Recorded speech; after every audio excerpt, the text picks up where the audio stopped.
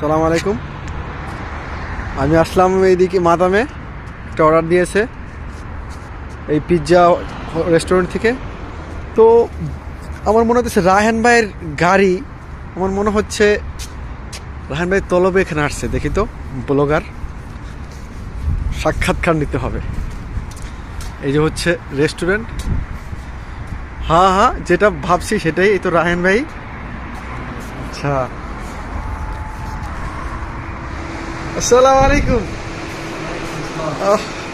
রায়হান ভাই কি অবস্থা? আমি গাড়ি দেখে আমি বুঝে গেছি ভাই আপনি আছেন। গাড়ির প্লেট নাম্বার দেখে বোঝা হয়ে গেছে যে রায়হান ভাই মনে হয় তলবে। তো ঈদের দিন কি তলব বেশি নাকি? হ্যাঁ, ঈদ মোবারক টু। আচ্ছা, ভিআইপি রেস্টুরেন্ট এইসব, বুঝছো? আচ্ছা, পিৎজা বানাচ্ছে না?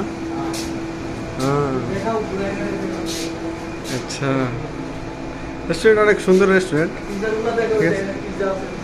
পিৎজা আছে এখানে, সব রেট দেওয়া আছে, ঠিক আছে। হচ্ছে মেনু, খাবারের মেনু, ঠিক আছে। আর এই যে স্ক্যানার করলে এখানে সব খাবারের মেনু বেরিয়ে যাবে। এখান থেকে মানুষের হাঙ্গার কিতা।